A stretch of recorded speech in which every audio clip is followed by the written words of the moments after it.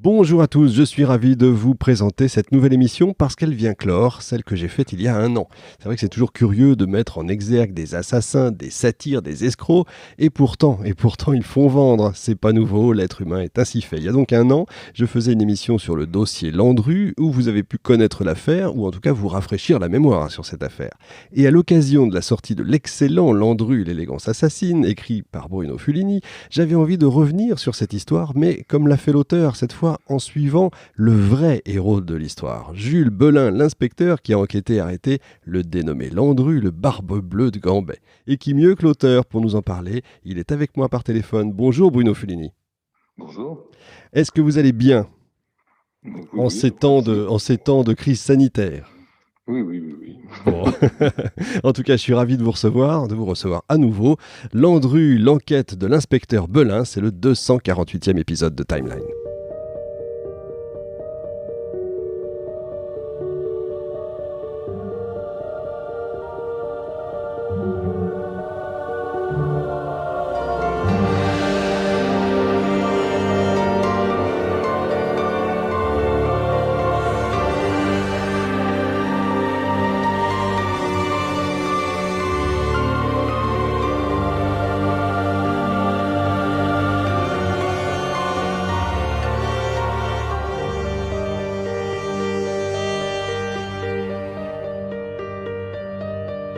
Timeline, Richard Fremder, Prem Alors, Cariou. Bruno Fulini, donc on s'était vu une première fois pour l'émission sur l'incendie du bazar de la Charité, et on est là quelques années plus tard, non pas plus tard après l'émission, mais plus tard après l'incendie, évidemment. On est à la toute fin de la Belle Époque, et il faut quand même revenir rapidement sur cette police qui va être intégralement remaniée par Georges Clemenceau.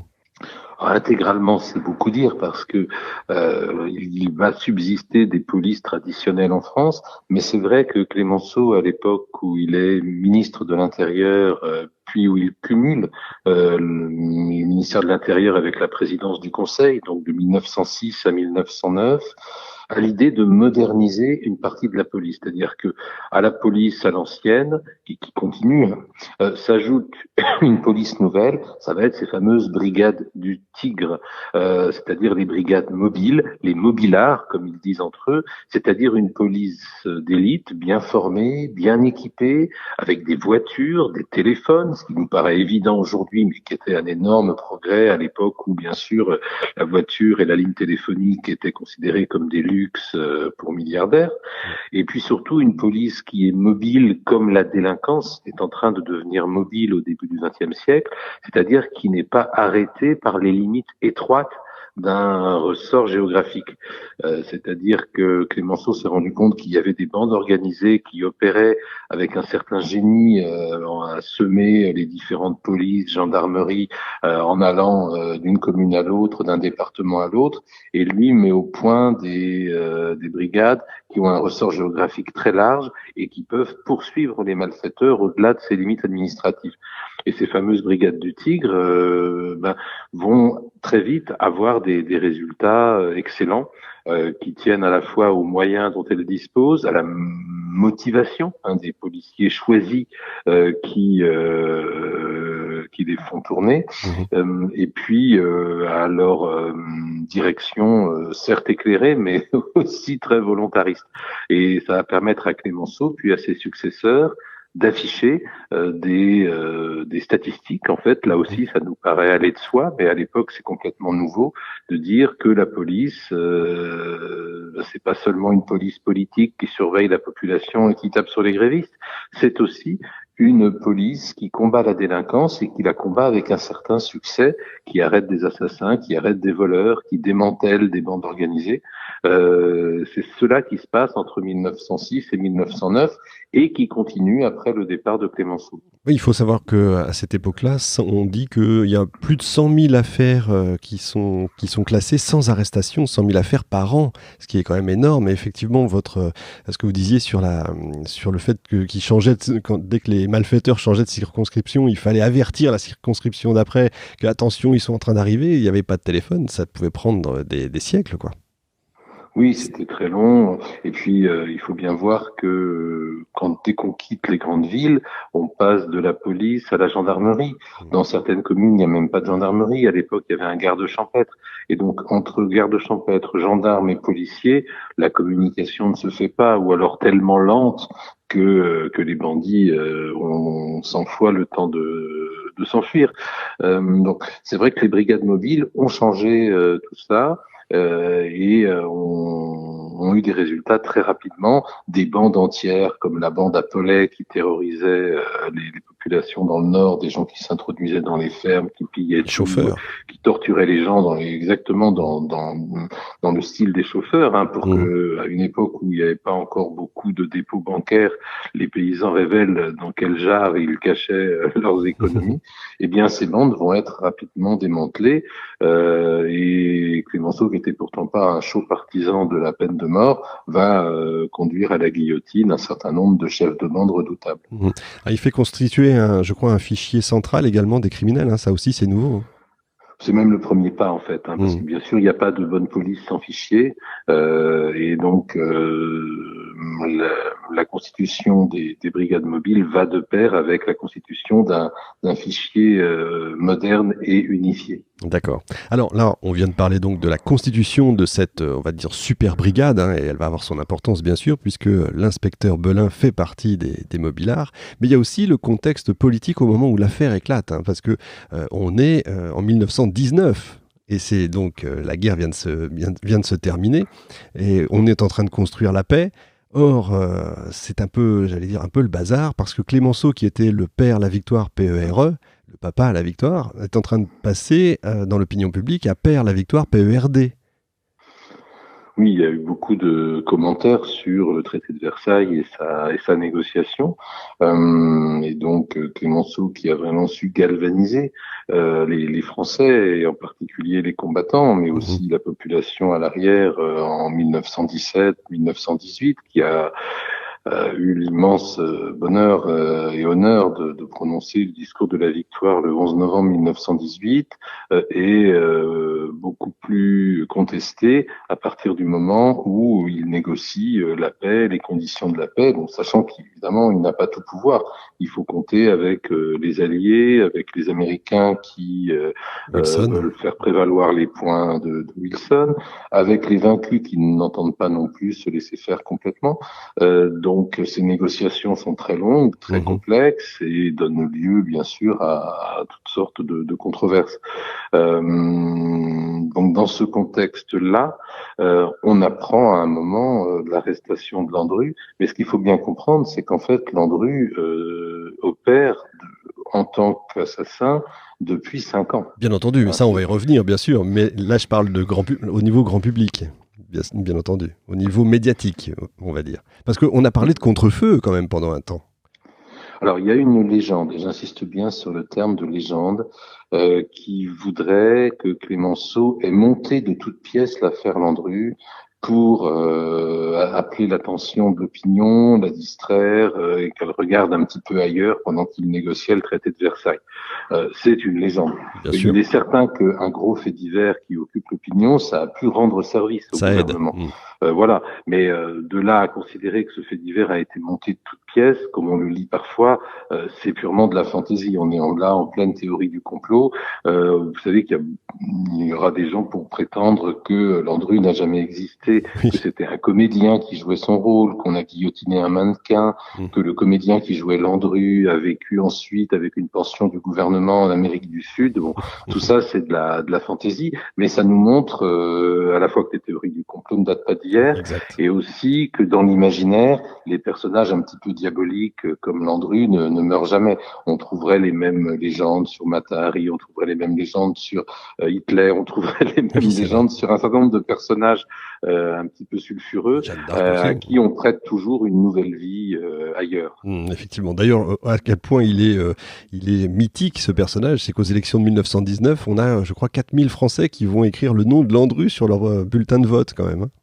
Tout à fait, C'est complètement puisque incroyable. Landru est arrêté en avril et que les élections législatives qui vont donner ce qu'on va appeler la Chambre Bleu Horizon ont lieu le 16 novembre 1919. Donc ça fait suffisamment de temps entre l'arrestation et le scrutin pour qu'il y ait tout un battage autour de Landru. Et c'est vrai que c'est un scrutin de liste à ce moment-là. 4000 Français vont rayer un nom pour mettre celui de Landru. Alors on peut y voir un pied de nez, on peut y voir une forme d'antiparlementarisme.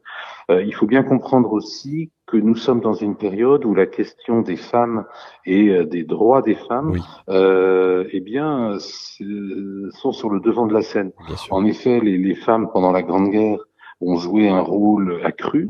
Les soldats de l'arrière, hein. Exactement, elles ont exercé des métiers qui étaient considérés comme des métiers d'hommes en ville. À la campagne, elles ont tenu les exploitations, parfois même elles ont fait les semailles et les moissons. Il y a au printemps 1919, donc avant les élections législatives, dans les derniers mois de la Chambre des députés élue en 1914 et qui penchait plutôt à gauche, il y a eu un débat pour savoir si par hasard les femmes ne devraient pas devenir électrices, voire être éligibles aux élections. Et au printemps 1919, au mois de mai 1919, une majorité de députés considère que oui, les députés ont voté le droit de vote des femmes. Alors j'insiste, hein, uniquement les députés. Mmh. Le texte ensuite sera bloqué par le Sénat. Et les députés le savent, donc ils votent d'autant plus tranquillement cette réforme qu'ils savent qu'elle n'ira sans doute pas plus loin. Il n'empêche que il y a à ce moment-là un débat, et ce débat il s'inscrit dans un contexte mondial, c'est-à-dire que la plupart des grands pays qui ont été confrontés à cette guerre mondiale, eh bien, ont évolué et que les femmes deviennent électrices, voire éligibles aux États-Unis, au Canada, au Royaume-Uni, en Allemagne, dans la Suffragettes, etc. Russie révolutionnaire, dans ces années-là, entre 1918 et 1920. Donc la France va résister, mais 30 ans le encore. débat est ouvert Ouais. et ça fait évidemment un petit peu peur. Donc voter Landru aux législatives de 1919, c'est voter pour celui qui a remis la femme au foyer, selon le jeu de mots à la mode à Un l'époque. joli jeu de mots, effectivement. Quelle horreur. Mais justement, ce contexte sociologique, il est extrêmement important parce que ça montre aussi l'importance. On était en pleine guerre, donc les hommes, on manquait d'hommes, hein, tout simplement. Donc il y avait des veuves aussi qui étaient donc prêtes à se marier, entre guillemets, avec, j'allais dire, n'importe qui, pour ne pas finir seul. Et ça a une importance capitale aussi. Oui, bien sûr, il faut imaginer le Paris un petit peu lugubre des années 1914-1918, où la plupart des hommes eh bien sont au front ou dans des casernements. Donc, on s'est évoqué aussi dans Ratiguet. Oui. Il ne reste plus que des hommes très jeunes et des vieillards. Mmh. Donc, pour les Parisiennes, c'est un petit peu difficile de trouver l'âme sœur, qui plus est pour des femmes d'âge mûr, des veuves, des vieilles filles. Et Landru va honteusement profiter de ce contexte, puisque en utilisant les petites annonces, il va être en relation épistolaire avec 283 femmes. Ce qui est incroyable. 283 femmes qu'il va classer, c'est-à-dire qu'il va très vite éliminer de sa prospection celles qui ont des enfants, celles qui n'ont pas d'argent, celles qui ont des dettes, et il va concentrer son attention sur celles qui sont vraiment très seules et qui ont du bien, qui ont des économies, des jolis meubles, des choses qui peuvent se brocanter. C'est l'inventeur du fichier client marketing, c'est une horreur, mais Oui, en quelque sorte. Et puis alors, le on CRM. imagine s'il avait connu les sites de rencontres, Oui, il aurait Tinder, fait ça aurait vraiment fait un des malheur. dégâts Ouais. considérables. Exact. Allez, on va revenir maintenant à cet inspecteur Belin. Qui est-il, cet inspecteur? Il a quand même il va avoir un sacré tableau de chasse quand même dans sa vie. Landru, Stavisky, les cagoulards, ça fait beaucoup. C'est un héros. C'est un grand flic, Belin. C'est Ouais. un très grand flic qui vient d'un milieu tout à fait modeste. Quand il est né, sa mère avait 17 ans. C'était une simple couturière. C'est vraiment un enfant de la méritocratie républicaine. Mm. Il se dit bourguignon. En réalité, il est né plutôt en Champagne, dans un petit village de la Haute-Marne, mais il a Il a grandi grandi ailleurs, oui. effectivement à Dijon et en Bourgogne. Et puis, il est entré assez tôt dans la police. Il est assez emblématique de la Troisième République dans la mesure où c'est quelqu'un de très rationnel. Mm. Il il enquête avec ce qu'il appelle un certain esprit de suite. Hein. Il est méthodique, il est réfléchi, il est très rationnel. C'est également un flic motivé, il s'ennuyait un petit peu dans ses premiers postes, c'est pourquoi il s'est porté volontaire pour la première brigade mobile, c'est-à-dire ces brigades du Tigre, et là il va vraiment s'épanouir dans les brigades du Tigre, il va avoir effectivement un très beau tableau de chasse, mais l'affaire Landru va être sa première grande affaire. C'est ça. Il faut dire qu'au moment où le dossier lui est confié, il a 34 ans. Le 5 avril 1919. C'est ça, le 5 avril 1919, on lui confie en fait 2 dossiers, en plus d'une foule d'affaires qu'il a à traiter, 2 dossiers qui peuvent paraître un peu mineurs, mais qui sont troublants, 2 dossiers de femmes disparues. De veuves. Pas de jeunes filles, mais de femmes, une veuve, une vieille fille, qui sont réclamées par leur famille et lesquelles sont sans nouvelles. Et en examinant justement avec cette rationalité, cette méthode qui sont un peu sa marque de fabrique, en examinant les 2 dossiers, il est troublé par des ressemblances et il se dit que c'est peut-être un même individu qui est à l'origine de ces 2 disparitions. Nous sommes à une époque où le concept de tueur en série n'existe pas. Bien sûr. Donc ça témoigne d'une belle intelligence et surtout cette hypothèse de travail, eh bien il va s'y tenir malgré le manque de soutien de sa hiérarchie. Nous sommes à une époque où d'abord les morts évidemment se comptent par millions, où on considère que des femmes qui disparaissent, c'est peut-être pas si grave, elles doivent lever la jambe quelque part, elles doivent mener joyeuse vie avec un jeune homme.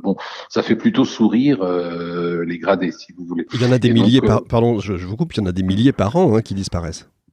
Oui, aujourd'hui encore d'ailleurs, a fortiori dans le contexte de la Grande Guerre, non mais c'est vrai. Effectivement, avec donc comme on le disait aussi des crimes impunis. Qu'est-ce qui a fait que il faut avoir quand même une sacrée chance quand même, parce qu'il y a eu des sacrés coups de chance dans cette affaire. Qu'est-ce qui a fait qu'il a compris qu'il y avait quelque chose derrière d'important? À quel moment il a su que là on tient, non pas un tueur en série, ça n'existait pas, mais on tient le même personnage? Disons que dans les 2 cas, il est question d'un passage à Gambais. Et Gambais est une petite localité aujourd'hui dans les Yvelines, à l'époque dans le département de Seine-et-Oise. C'est quand même troublant que dans cette minuscule localité soient passées 2 femmes qui ensuite est disparues sans laisser de traces. Et là où Belin n'est pas un flic comme les autres, c'est que il l'écrit lui-même dans ses mémoires, n'importe qui se serait précipité à Gambais pour enquêter. Et lui, peut-être parce qu'il a grandi dans des zones un peu rurales, il sait que quelqu'un qui vient de la ville et qui se pointe dans un village va être tout de suite remarqué et que ça risque de brusquer les gens, de fermer un petit peu les confidences.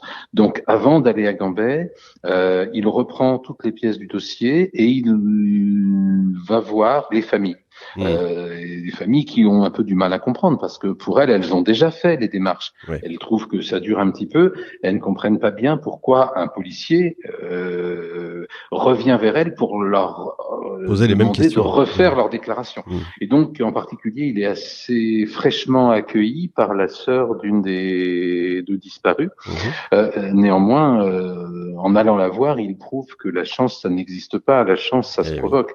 Parce que, étant fraîchement reçu par cette dame, il lui explique un petit peu sa démarche et surtout, il lui laisse sa carte de visite avec son numéro de téléphone.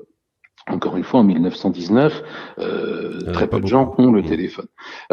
Or, cette dame, quelques jours plus tard, va l'appeler parce que, en se promenant, elle a vu le barbu, ainsi l'appelle-t-elle, c'est-à-dire l'homme avec qui sa sœur comptait partir pour une nouvelle vie. Elle avait revu cet homme avec une autre femme, elle l'a revu dans un grand magasin qui s'appelle les Lions de Faïence, à Paris, rue de Rivoli, en face de la Tour Saint-Jacques. C'est un magasin qui vendait de la vaisselle, toutes sortes de vaisselle précieuses. Alors, elle a essayé de le suivre, mais évidemment, la filature, ça ne s'improvise pas, ça n'a pas marché. En revanche, elle l'a repéré et elle peut avertir très très rapidement cet inspecteur qui se précipite au magasin. le magasin est fermé, mais on va aller au domicile du propriétaire, qui lui-même va transporter le policier au domicile du vendeur qui a les clés. On ouvre le magasin la nuit et on retrouve les coordonnées de ce client mystérieux, car il a acheté un service entier, donc il n'est pas reparti avec ses achats. Il a laissé une carte de visite avec une adresse pour qu'on lui livre son service.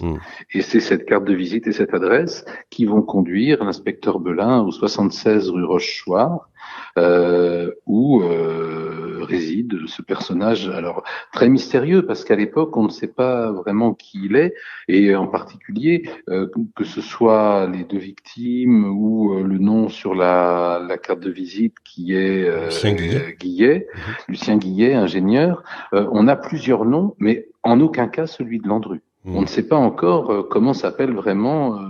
Est-ce bien une seule et même personne? Qui est ce personnage mystérieux, Guillet, Frémiet?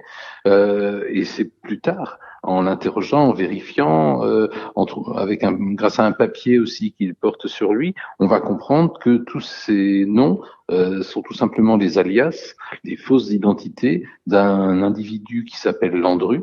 Landru est connu de la police, mais comme un petit escroc, pas du tout comme un assassin, pas du tout comme un personnage dangereux. Un petit escroc qui opère sous des identités multiples, tout simplement parce qu'à l'époque, il y a la loi Valdec-Rousseau, donc une loi contre la récidive, qui fait que si on est condamné trop souvent, eh bien même pour une petite condamnation, on peut se retrouver en relégation en Guyane. Et donc, ça peut expliquer que déjà condamné plusieurs fois pour escroquerie, eh bien ce personnage opère sous différents noms. Mais on va vite se rendre compte que ça fait longtemps qu'il a délaissé l'escroquerie simple pour passer véritablement au meurtre. D'accord. Alors vous écrivez, enfin vous faites parler, puisqu'en fait le livre c'est Jules ou Jean Belin, c'est Jean-Jules ou Jules, son prénom. Moi qui l'ai interrogé le premier, moi qui ai failli obtenir ses aveux avant que la bêtise d'un juge fît échouer mon travail de sape. Qu'est-ce que ça veut dire? Alors, Belin est un policier assez acharné, assez expérimenté aussi, même à 34 ans.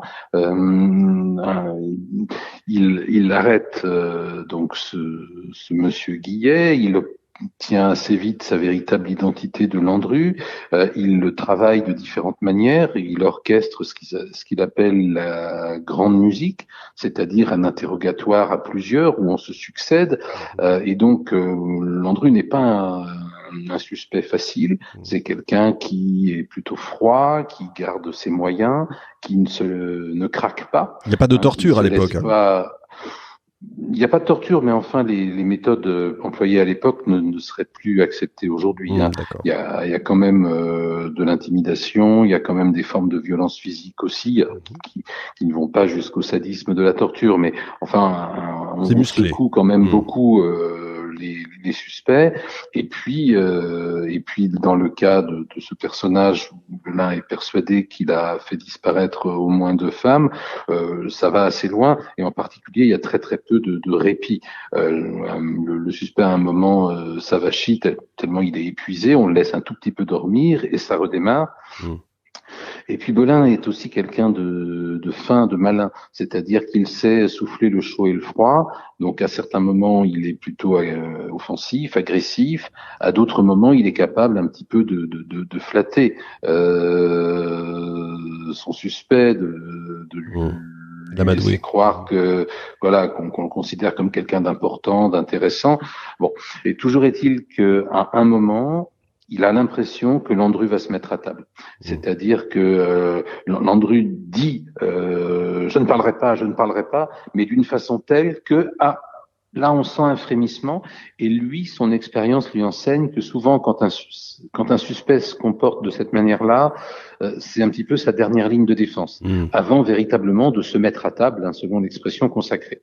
Sauf qu'au moment où ça se produit, eh bien on est exactement à la limite temporelle à laquelle le policier n'a plus le droit d'interroger son suspect, il doit le remettre au juge d'instruction. D'accord. Et donc immédiatement il alerte le juge d'instruction pour lui dire ça y est, il va parler, interrogez-le, il est mûr, il va parler. Et le juge en question a un déjeuner à Paris. On On est à Mantes, dans les environs de Gambais, et le juge ne veut absolument pas arriver en retard à son déjeuner et dit non, mettez-le au frais, je l'interrogerai demain, ça sera tout aussi bien. Sauf que, évidemment, en une nuit, Landru reprend tous ses moyens et il ne parlera pas ni le lendemain, ni jamais. Tout au long de la procédure, tout au long de son procès, et encore au pied de la guillotine, Landru dira qu'il est innocent. Landru va défier la police et va défier ses juges en leur faisant remarquer qu'il n'y a pas de corps, qu'il n'y a pas de cadavre, et que ces femmes ont très bien pu refaire leur vie ailleurs sans qu'il en soit comptable. Effectivement.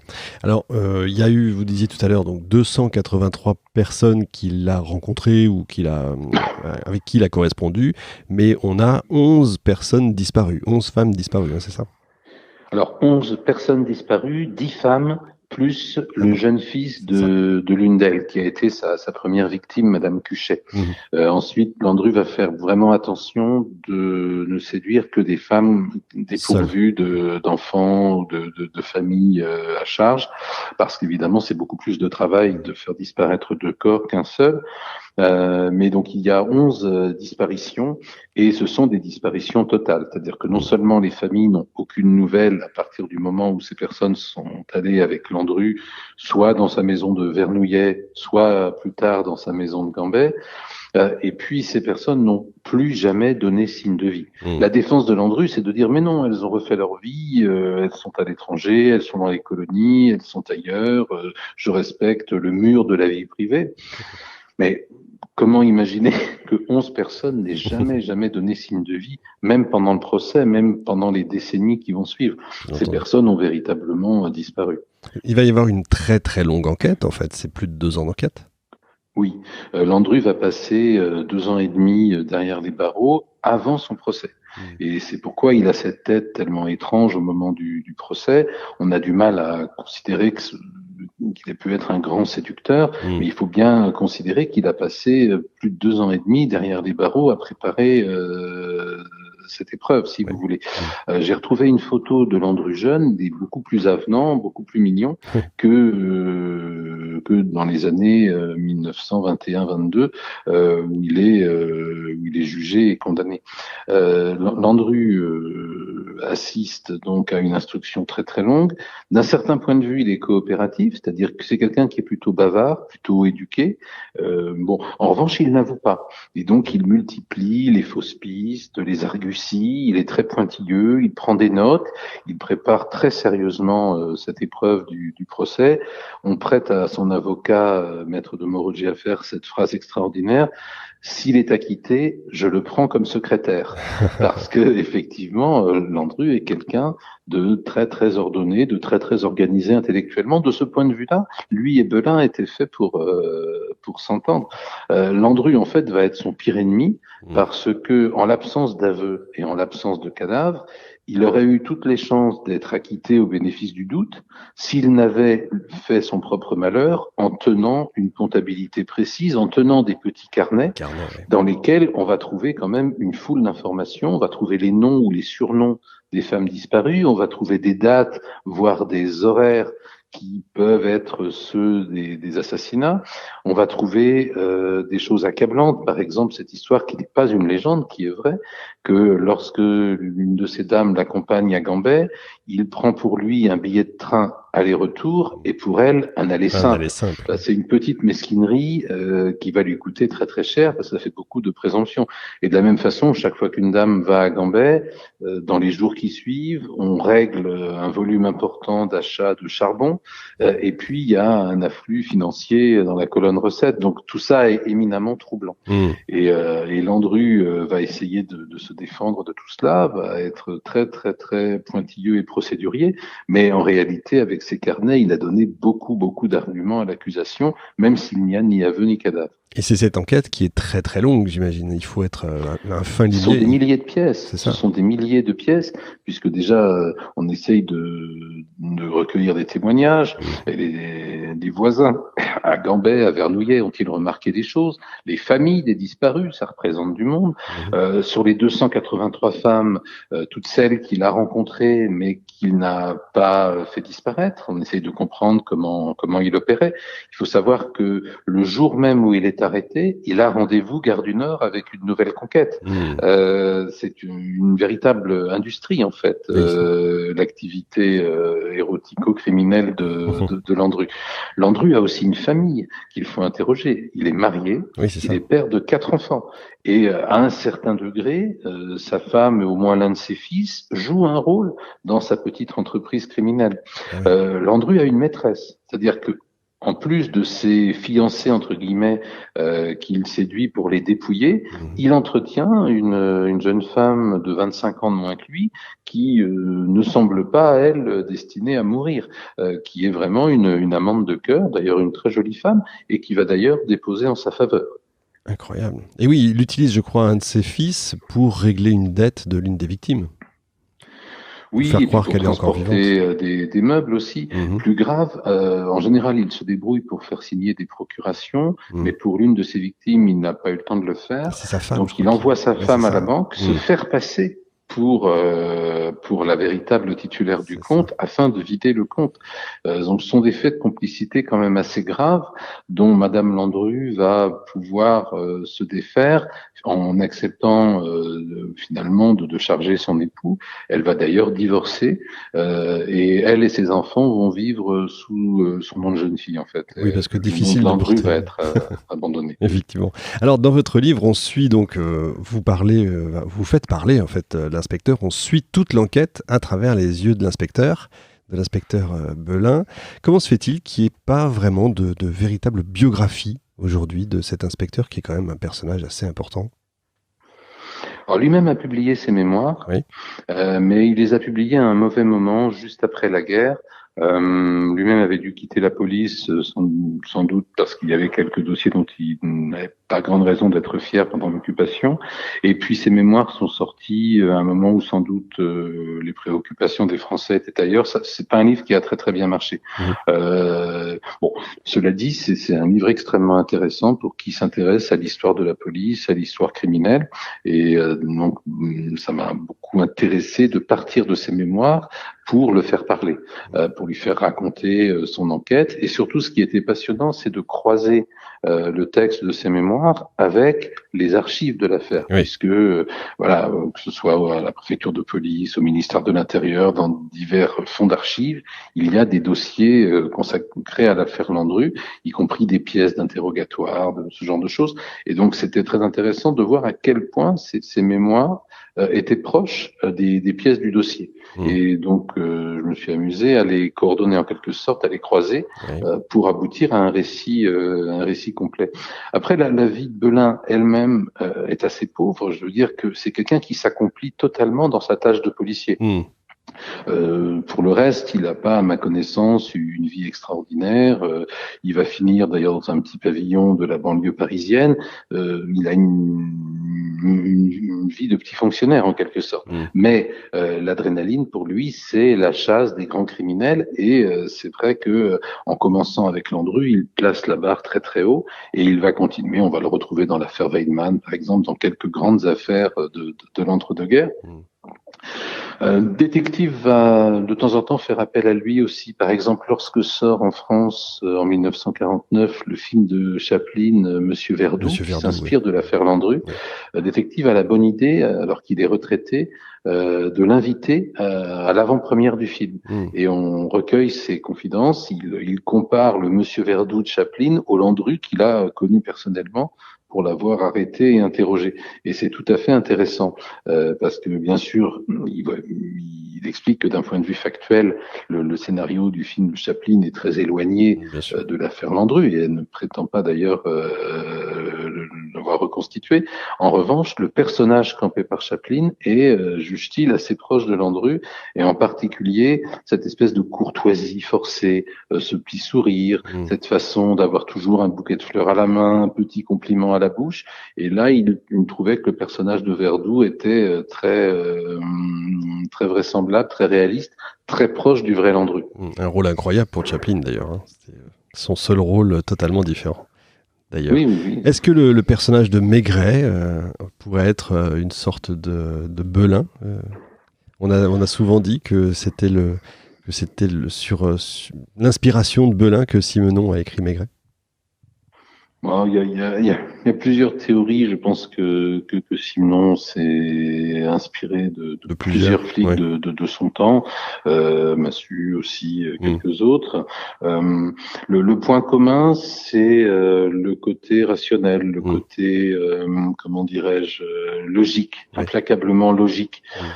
Mm. Bon, Belin est peut-être plus remuant, plus sportif que Maigret. Mhm. C'est quand même quelqu'un, surtout à l'époque de l'affaire Landru, qui est vraiment en mouvement, qui saute dans une Ouais, voiture, qui est qui monte svelte les aussi. escaliers en courant. Il est moins placide, en Mm. quelque sorte. Il est moins placide. Mais c'est un peu la même école, on va dire. C'est un peu la même école où, voilà, 2 et 2 font 4 et 4 et 4 font 8 et on n'en sort pas. Et à partir de là, Landru aura beau multiplier les arguties, on arrive quand même au fait regrettable qu'il n'est pas capable d'expliquer pourquoi 10 femmes et un jeune homme ont irrémédiablement disparu. Effectivement. Il y a eu des recherches récentes sur, je sais pas, on a dragué un peu le fleuve pour retrouver des choses. Le fleuve, le Alors lac, au moment pardon. il y a des étangs tout autour de Ouais. Gambais. Donc à l'époque de l'affaire, ces étangs ont été dragués Mhm. effectivement Oui, à l'époque. parce que à l'époque, oui, Mm. parce que des habitants avaient affirmé que ce monsieur Guillet, Frémiel, Landru, il avait jeté des choses. Mais on n'y a rien retrouvé. Maintenant, c'est bourré de brochets. Donc, Mm. s'il avait jeté des morceaux de corps humain, peu de chances qu'on les y ait retrouvés. S'il y a des ossements, ils sont dans la vase au fond, c'est très Ouais, c'est difficile, hein, impossible. évidemment. Et ce qu'il faut bien dire, c'est que Landru était ce qu'on appelle un dépeceur. Ouais. C'est-à-dire que c'est pas un assassin qui vous laisse un cadavre comme ça au milieu de la voie. Mm. C'est quelqu'un de très organisé. Donc on suppose, et ça c'est Belin qui formule cette hypothèse, on suppose qu'il étranglait en douceur ses victimes pendant leur sommeil, parce qu'on a trouvé dans les différents lieux où il résidait un type de corde assez peu courant, de la corde poissée, donc une corde enduite d'une matière cireuse qui glisse très bien, qui Mm. permet d'étrangler doucement, presque sans réveiller la personne. C'est pas du tout un sadique, hein, Landru. Mm. Quand on parle de tueurs en série, on imagine souvent des gens qui font subir Des des tortures. pires Mm. souffrances à leurs victimes. Il n'y a rien de tel dans l'esprit de Landru. Landru veut faire les choses en douceur, donc très vraisemblablement, il étrangle ses victimes pendant leur sommeil, puis il dépèce les corps. Il y a au sous-sol de sa maison de Gambais une cave avec un petit tas de sable idéal pour épancher le sang, hein, Mm. pour Asséché. tout nettoyer Mm. derrière, pour assécher, une sorte de petite dalle en ciment parfaite pour servir de table d'opération, un petit escalier qui ensuite mène à la cuisine. Alors on a beaucoup parlé de la cuisinière de Landru, Oui. c'est une toute petite cuisinière, donc il n'est pas possible d'y brûler un corps humain. En D'accord. revanche, il est probable qu'il ait utilisé cette cuisinière pour brûler les parties reconnaissables, les Mm. mains, les têtes, et qu'ensuite les autres parties du corps, dûment empaquetées, emballées, aient été dispersées un peu partout dans la nature. Et dans cette partie, à l'époque très très très rurale, hein, de la région Mm. parisienne, c'était pas très difficile de faire disparaître des morceaux de corps dans des étangs, dans des fondrières, voire tout simplement dans des cimetières ou des élevages de cochons. Hein. Je veux dire, en tout cas, ce qui est certain, c'est qu'on ne retrouvera jamais le moindre corps. Tout ce qu'on a retrouvé, ce sont Des de chiens. petits débris dans sa cuisinière et dans un tas de cendres d'une dépendance de la maison. À l'époque, on considère que ce sont des débris humains, des petits morceaux d'os, des morceaux de dents. Mhm. Mais les moyens de police scientifique de 1919 sont incomparablement rudimentaires par rapport aux nôtres. Bien sûr. Donc même là-dessus, on peut pas avoir une certitude absolue. Ouais. Ce sont beaucoup plus les présomptions diverses liées au carnet qui vont faire condamner Landru que ces restes-là. D'autant que il faut voir que la maison a été comment dirais-je, perquisitionner un peu n'importe comment et laisser à tout vent pendant longtemps. Donc il y a toutes sortes de plaisantins qui vont venir, soit pour prendre des souvenirs, soit pour en déposer. Il peut y avoir des ossements qui aient été déposés là par des étudiants en médecine quelques jours ou quelques semaines après le déclenchement de l'affaire. Donc de ce point de vue-là, ce n'est pas très probant. Ce qui est certain, c'est que dans cette maison, il s'est passé des choses abominables. Les voisins feront savoir qu'il y a eu des fumées épaisses, mais là aussi les témoignages sont un peu contradictoires parce que certains parleront de fumée nauséabonde, d'autres de fumée épaisse. Si on fait brûler un corps, l'odeur n'est pas nauséabonde. Ce qui est nauséabond, c'est la putréfaction du corps, c'est pas sa combustion. She's just a girl and she's on fire, hotter than a fantasy, lonely like a highway. She's living in a world and it's on fire, filled with catastrophe, but she knows she can fly away. Oh, she got both feet on the ground and she's burning it down. Oh, she got her head in the clouds and she's not backing down. This girl is on fire. This girl is on fire. She's walking on fire. This girl is on fire.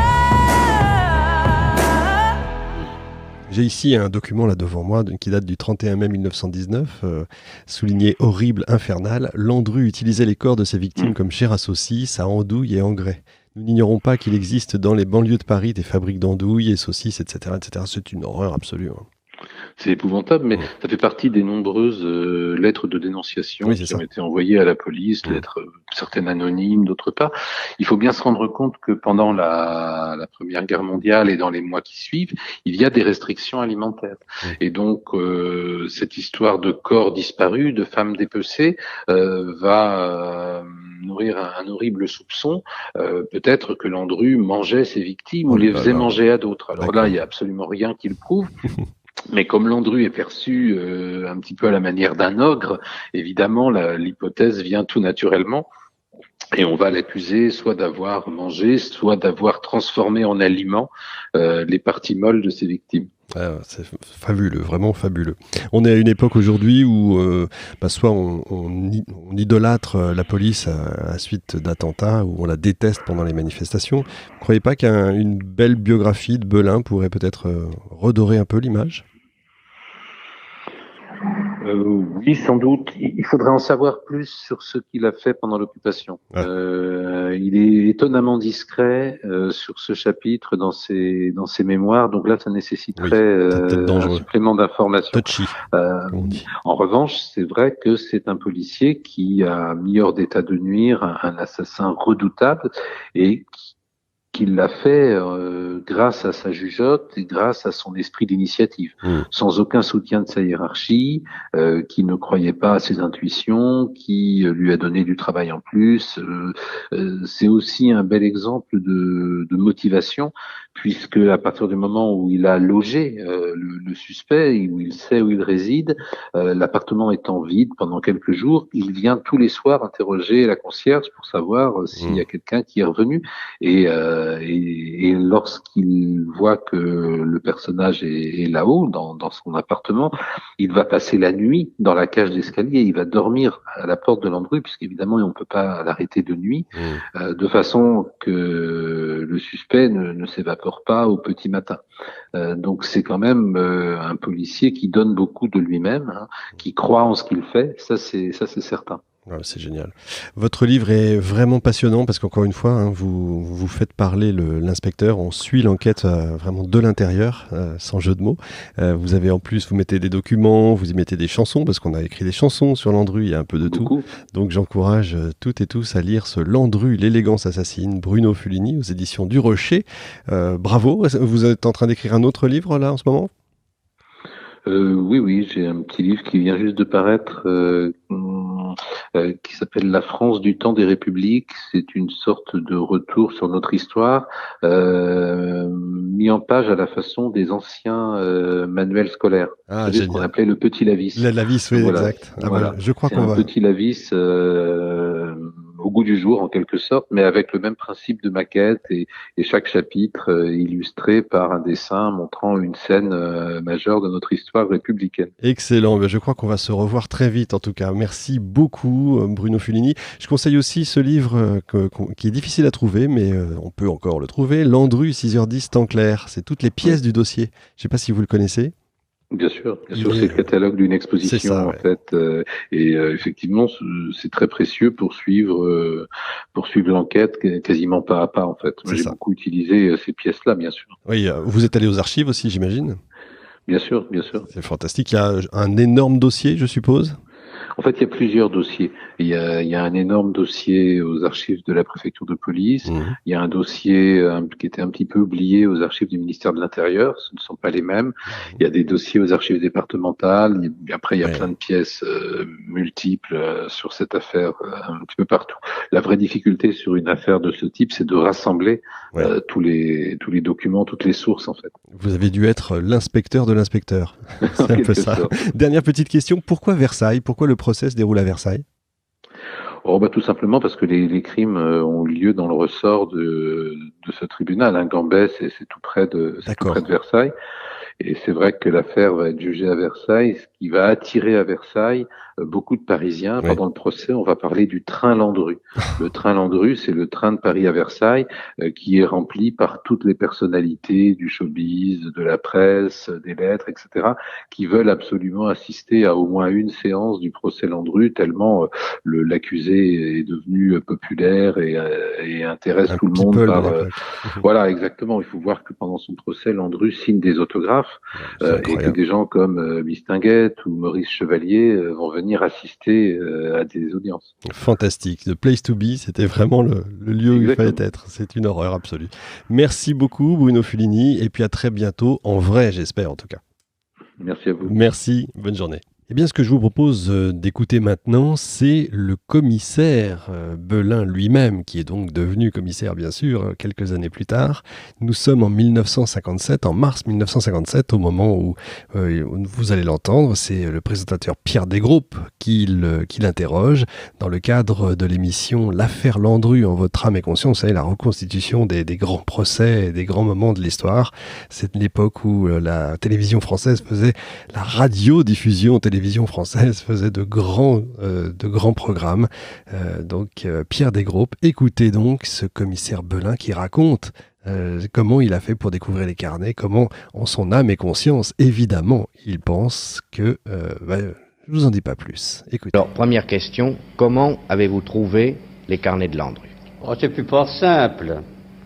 J'ai arrêté Landru au matin du 12 avril 1919. Aussitôt, je le conduisis en taxi à mon bureau. Puis là, comme il est d'usage pour un détenu, je procédais à sa fouille. Je vous avouerai que je n'oublierai jamais son petit costume étriqué, qu'il faisait étrangement ressembler comme vêtement à ce qu'il fut à ses débuts, c'est-à-dire un petit besogneux et un petit escroc. Dans la poche supérieure de son veston, je découvris un petit calepin à couverture noire, puis dans une poche intérieure, un second carnet. L'affaire Landru, c'est-à-dire l'affreuse affaire criminelle du siècle, allait commencer. Précisément, monsieur le commissaire, entrons dans les détails. Que renfermaient ces carnets de Landru que vous avez découverts lors de son arrestation?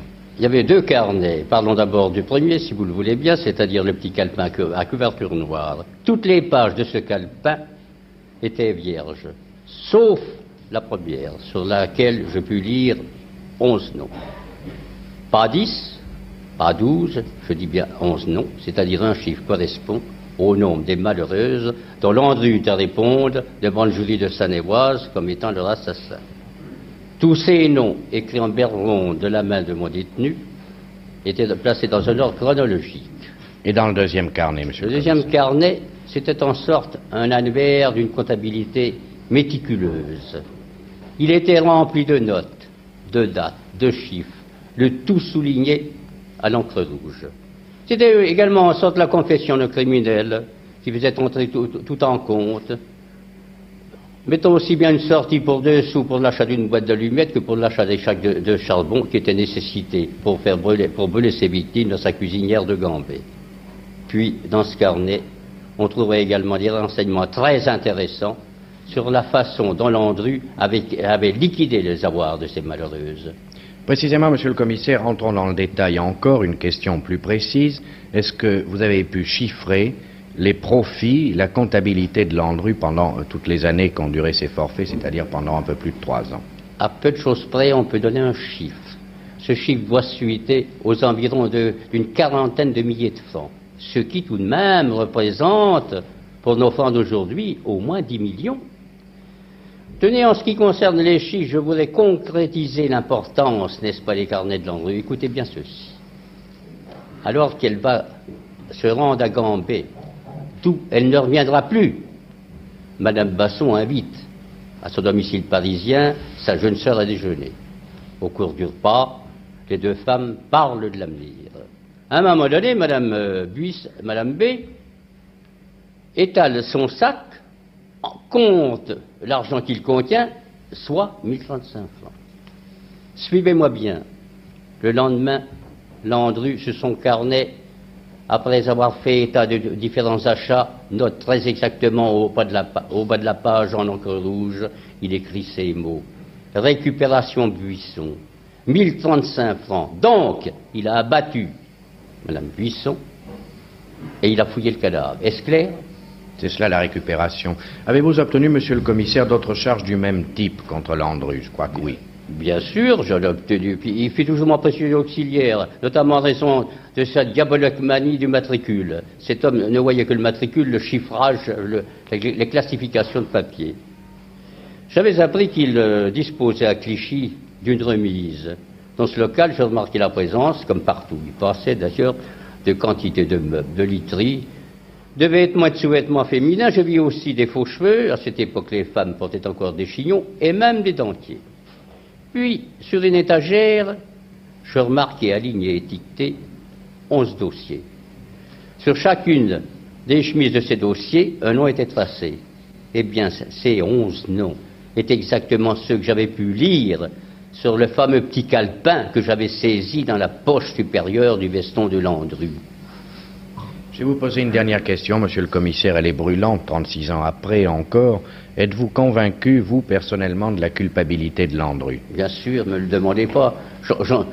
C'est certain, c'est certain. Comment voulez-vous admettre, n'est-ce pas, que depuis le temps, sur les 11 disparitions, ce qu'on appelle des disparitions, une de ces personnes ne soit pas signalée en disant « Mais me voilà, je ne suis pas morte », notamment en raison de la publicité donnée à ce procès. Allons donc. On a dit de l'autre côté de la barre, n'est-ce pas, elles sont peut-être parties à l'étranger. N'oublions pas que nous étions en guerre, que les frontières étaient fermées, qu'il fallait un motif impérieux pour quitter la France, et puis qu'il fallait surtout des pièces en règle. Alors pourquoi toutes ces malheureuses auraient abandonné dans l'armise de Clichy toutes leurs pièces d'identité? Allons donc. Et puis, certaines d'entre elles avaient des parents auxquels elles étaient très, très attachées. Non, croyez-moi, mes nuits n'ont jamais été troublées par le cauchemar de Landru. Voilà, on se retrouve dans 15 jours pour une nouvelle émission, la 249e. Allez, on s'approche de 250, tout va bien, tout va bien. Merci encore, portez-vous bien, c'est tout ce que je peux vous souhaiter, bien sûr. Et vous le savez, depuis l'émission Pasteur, lavez-vous les mains souvent. Voilà, salut. Landru, Landru, Landru, vilain barbu, tu fais peur aux enfants, tu séduis les mamans. Landru, Landru, ton crâne et ton poil de rue ont fait tomber bien plus d'un prix de vertu. C'était, je crois, en 1923 que ton procès eut le succès que l'on sait. Landru, Landru, dommage qu'elle t'ait cru, toutes celles qui sous ton toit brûlèrent pour toi. Tu leur parlais si bien lorsque tu leur disais « Venez ma douce amie, allons vite à Gambé. J'ai une petite villa, rien que monter descendre, et là c'est le monter. et descendaient ensemble.